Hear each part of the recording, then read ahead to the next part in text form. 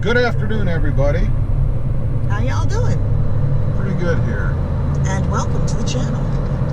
As you can see, Krista's back in town from the frozen tundra. The Great White North, eh? And I decided, since she was visiting the frozen tundra, that I should just get a Tundra.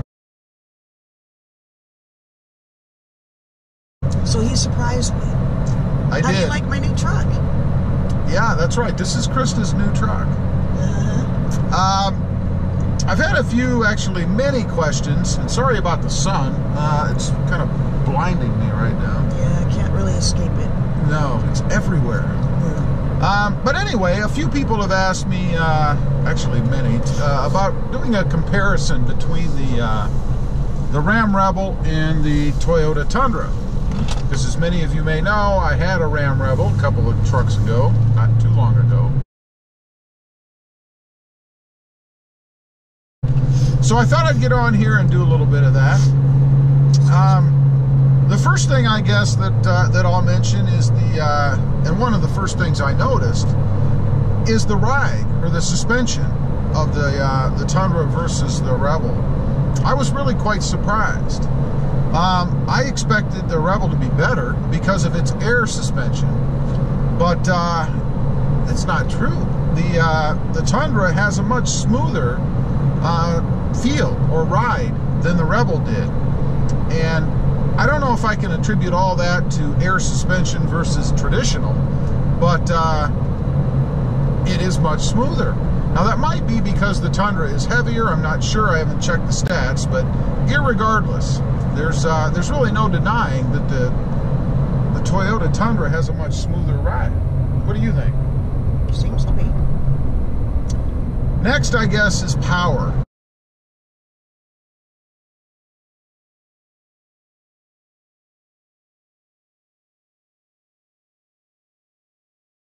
And I thought that the 5.7 Hemi that's in the Rebel was the ultimate, really. That you couldn't get anything more powerful than that, really, in this class or size of truck. But once again, I am pleasantly surprised. Yeah, this truck, the Tundra, feels more powerful, feels more responsive. Now, I believe the Rebel had, I think it was an 8 or 9 speed, I can't remember, maybe an 8, I don't know. The Tundra is a 6-speed, automatic. And it is much smoother. The shifting in this truck is smoother than what I had in the Rebel. Again, I'm really surprised at that. It just seems to be a really good mating between the transmission and the engine that's in this truck. It just goes together very well. And it's not to say that the Rebel was horrible, because it wasn't, but you can definitely feel a smoother operation of the gears in this truck. Couldn't believe it. Next, I guess I'll talk about the technology in the Tundra versus the Rebel. I don't think this is any big secret. The Tundra is lacking in the technology department. It doesn't have all the little gadgets and things that the Rebel does. It's not as flashy as the Rebel is. So Toyota does need to pick up a little bit on that, I think. I did prefer, or do prefer, the infotainment system, I guess, in the Rebel.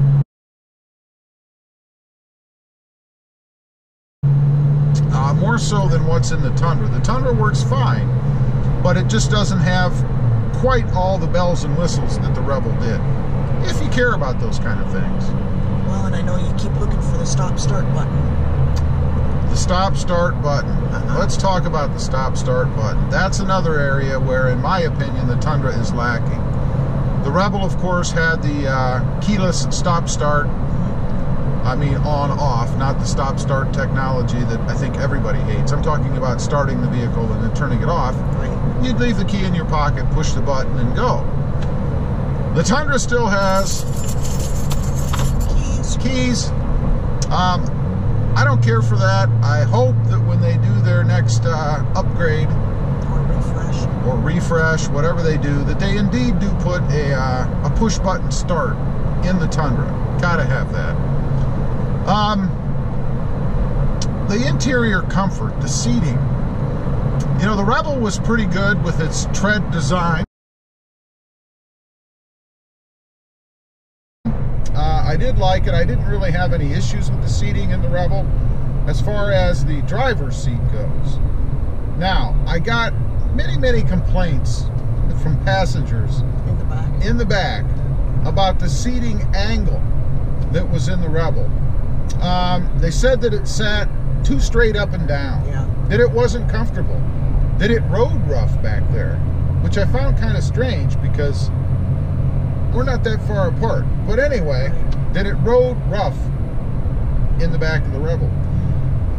I've had nothing but positive comments so far from the few that have ridden in the back seat of the Tundra.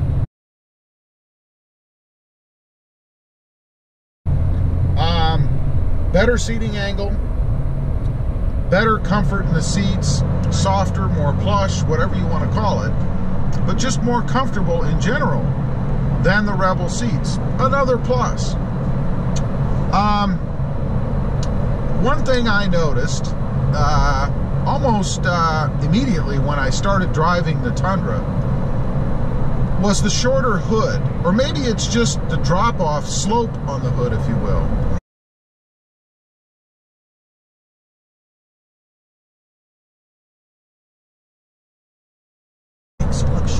It looks shorter. I'm not sure if the hood on the Tundra is shorter, but it feels that way. It does. And because of that, it feels like a smaller truck than it is. It makes it easier to drive. It makes it easier to place the truck on the road, if that makes sense, because it just doesn't seem as long in the front, and I don't think it is, as what the Rebel did.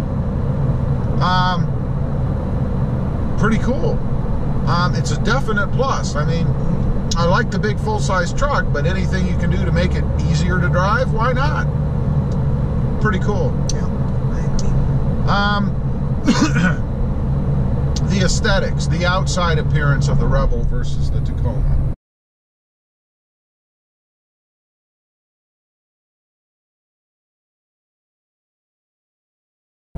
Now this is kind of a toss-up for me. I did like the styling and the looks of the Ram Rebel.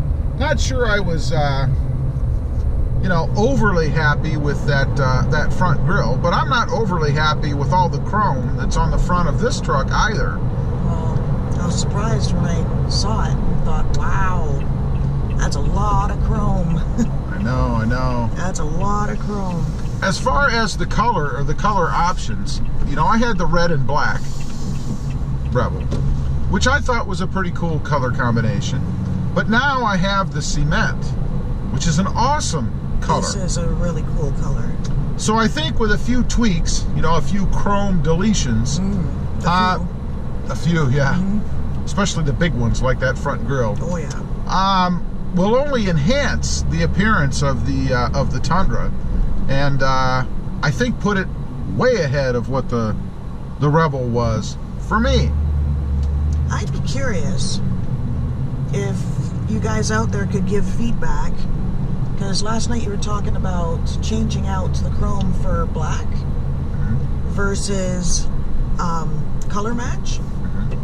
You're kind of liking the black idea, and I'm kind of leaning more to the color match idea, because really there isn't a lot of black on the truck. But I'd be curious if you guys could let us know what you think would look better, if we would do better to replace the chrome with black or color match. I'd be curious. Yeah, I'd like to hear too what you guys think about that, or a mix of the two. A couple people have said I should mix them a little bit, do some body color, do some black, and if I did, what would you want? Well, what would you think would be a good mix specifically? Door handles, mirror covers, bumpers in the front, grille. Let me know what you think. I'll be curious to hear your opinion on that. Yes, me too.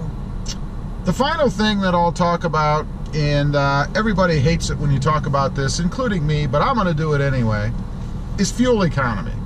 And I know it's a truck. Who cares? Why'd you buy a truck? it's just a comparison between the two. Right now, I'm getting about 14.3, and I know it's a brand new truck, so it's probably not fair. It's not broken in, although I've got 463 miles on it already. But I'm getting 14.3 miles to the gallon. In the Ram Rebel, at one point, I had gotten just barely over 19. I believe 19.3 or somewhere in there. Right. I forgot about that. Yeah, is the highest that I had gotten in the Ram Rebel. So obviously, we're beating out the Tundra at this point. Like I said, it's not really a fair comparison since the Rebel was broken in and the Tundra is not. Right. Right. So we'll look at that again down the road, and we'll address it again. But in comparing the two, I wanted to at least mention that in this video, because again, some people have asked me, what kind of mileage am I getting? It's really too early to tell at this point, but that's where I'm at. That's where it is right now, yeah. I said that was the last thing, but there's one more thing I'll mention, and that's the interior room inside the Tundra versus the Rebel. While both the trucks are huge on the inside, I do believe that the Tundra actually has back here, and maybe even up here in the cab area, just a little more room, enough that you can feel it, than the Rebel did.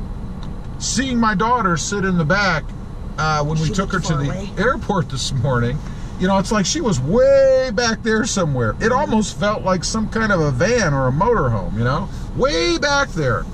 I never had that experience in the Rebel, and maybe it's because, I don't know, maybe the Tacoma's a little bit wider and there's more room in between the seats here, quite possibly, so I have a bigger opening. And it just makes it seem that way. I don't know. But the Tundra definitely feels bigger inside, which is a good thing. It is. The seats back there, just looking at them, look much more comfortable. They are. They're more padded, I think, than what the Rebel was. More substantial. So. Now, again, I don't hate the Rebel. I actually really like the Rebel. I may have one again someday. Who knows? But these are my observations, I guess, of my experience between the two.